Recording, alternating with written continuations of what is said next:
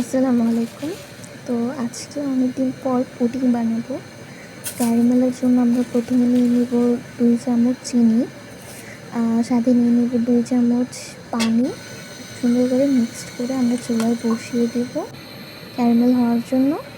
তো আস্তে আস্তে এটার কালারটা চেঞ্জ হতে থাকবে। তো এটার কালার চেঞ্জ হয়ে এসেছে। আমরা এখন পুডিংটা বানানোর জন্য 3টা ডিম নিয়ে নেব এখানে। রুম টেম্পারেচারের 3টা ডিম। তো এটার মধ্যে আমরা 3 চামচ চিনি দিয়ে দেব। ভালোভাবে এটাকে আমরা ফেটিয়ে নেব যতক্ষণ না পর্যন্ত চিনিটা মেল্ট হচ্ছে, সুন্দরভাবে ডিমের সাথে মিশে যাচ্ছে।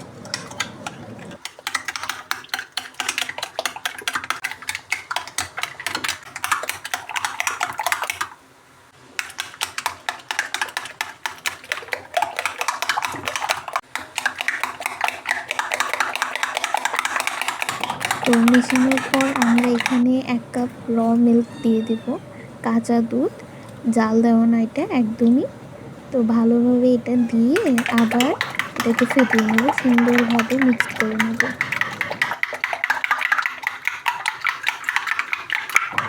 সুন্দরভাবে মেশানোর পর আমরা এখন ক্যারামেলের পাত্রটাতে ঢেলে দেবো এটা সুন্দরভাবে।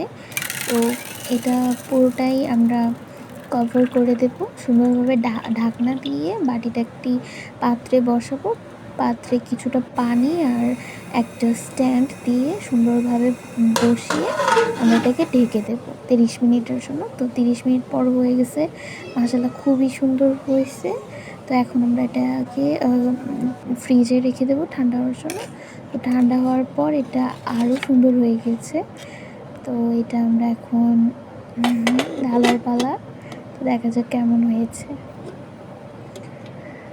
তো মাশাআল্লাহ সুন্দরই হয়েছে। তো খেতে তো মাশাআল্লাহ অনেক ভালো হয়েছে। অবশ্যই ট্রাই করবেন আপনারা, এবং কেমন হয়েছে, বাসায় কেমন লাগলো সবার অবশ্যই জানাবেন কমেন্ট সেকশানে। সো সাবস্ক্রাইব করতে ভুলবেন না, এবং পাশে থাকবেন সবসময় আমার।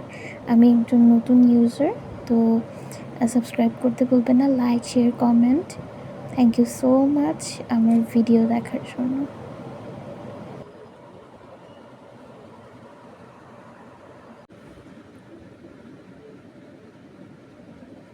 তো ভিতরটাতেও খুবই সুন্দরভাবে হয়েছে, কোনো বড় বড় বাবল হয়নি।